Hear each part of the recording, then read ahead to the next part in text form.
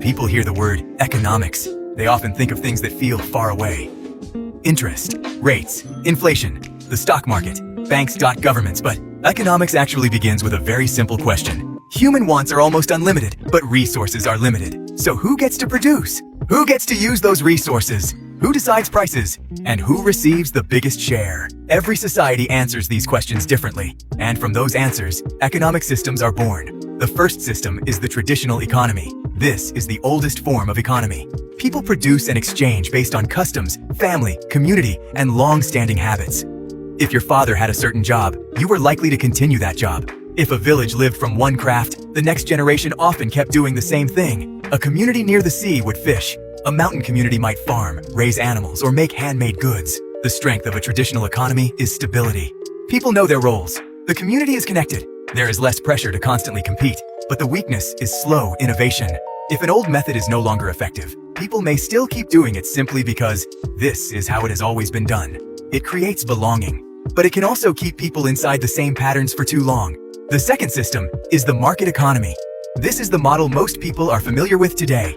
In a market economy, decisions are mainly made by buyers, sellers, and prices. If many people want to buy something, the price may rise. If many people sell the same thing, the price may fall. For example, if a coffee shop has good coffee, good service, and reasonable prices, more customers will come. That shop may expand. Other people may see the profit and open competing shops. Customers get more choices. Good businesses survive. Poor businesses disappear. That is the logic of the market. The biggest strength of a market economy is that it encourages competition and innovation. Businesses have to make products better, cheaper, faster, or more convenient. But the dark side is that the market does not automatically create fairness. People with capital, assets, connections, and technology often have an advantage. People with fewer resources are more likely to be left behind. The market is very good at creating efficiency, but it does not always care about the vulnerable.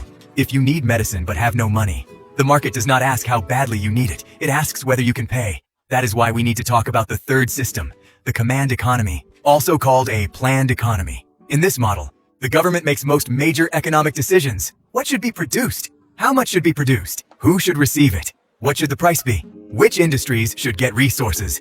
The goal of a planned economy is often to reduce inequality, avoid market chaos, and guarantee basic needs. For example, instead of letting companies produce only what is most profitable, the government can prioritize food, medicine, housing, or infrastructure. The strength of this system is that the government can focus resources on big national goals, building roads, developing industry, controlling prices, providing essential goods. But the weakness is that if planners misjudge what people need, society may have too much of one thing and not enough of another. Without competition, quality can also decline. Large bureaucracies may become slow, rigid, and less creative. If a market economy trusts supply and demand, a planned economy trusts government coordination. But in reality, very few modern countries follow only one side. That brings us to the mixed economy.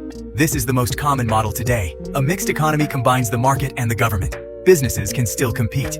People can still buy and sell freely. Prices are still mostly shaped by supply and demand. But the government intervenes through laws, taxes, welfare, public investment, and regulation. For example, the market can create companies, shops, and new products. But the government sets minimum wages, labor safety laws, environmental rules, anti-monopoly policies, social insurance, and public investment in education, healthcare, and infrastructure.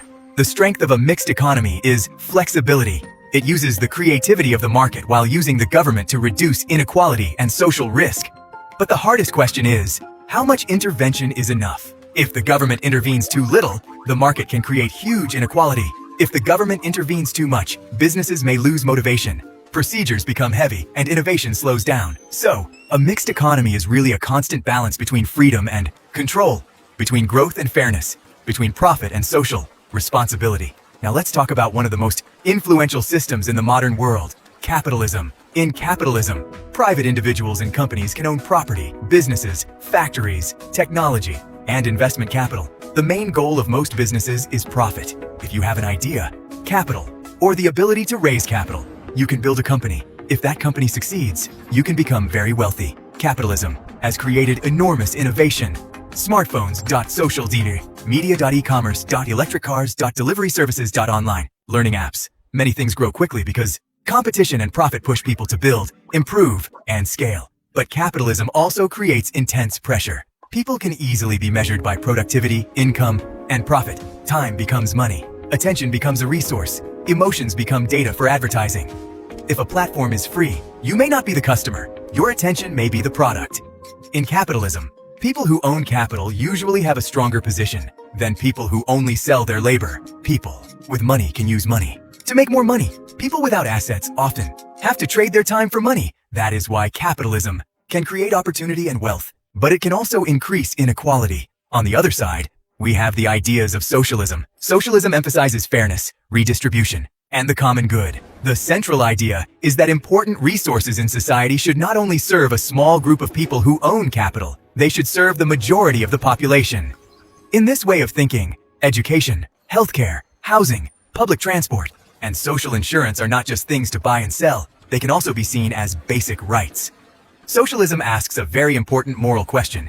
Is a society truly successful if GDP grows, but poor people cannot afford medical treatment? Is an economy truly efficient if a small group becomes extremely rich while most people live in insecurity? The strength of socialist thinking is that it protects vulnerable people and tries to reduce inequality. But the challenge is keeping motivation, creativity, and efficiency. If everything is distributed too equally, people who work more and people who work less may receive almost the same reward, and some may lose motivation. If the government controls too much, the system can become slow and bureaucratic. That is why many countries today do not follow pure socialism. Instead, they combine social welfare with a market economy. Businesses still compete. People can still become wealthy. But the government taxes and invests strongly in healthcare, education, social security, and reducing inequality. Next is one of the most important systems of our time, the digital economy. In the past, major assets were land, factories, and machines. Today, major assets can be data, algorithms, platforms, and user attention. A ride-hailing app does not need to own many cars. A booking platform does not need to own hotels. A social media platform does not need to create all its own content, but they own the platform, the behavior data, and the algorithm that distributes attention. That is the power of the digital economy. Its strength is convenience. You can order food, call a ride, study online, work remotely, shop, transfer money, invest, and entertain yourself from a phone. A small individual can reach a huge market. A creator in a small room can reach millions of people. But the digital economy also has a dark side. Personal data is collected constantly. Algorithms can decide what you see.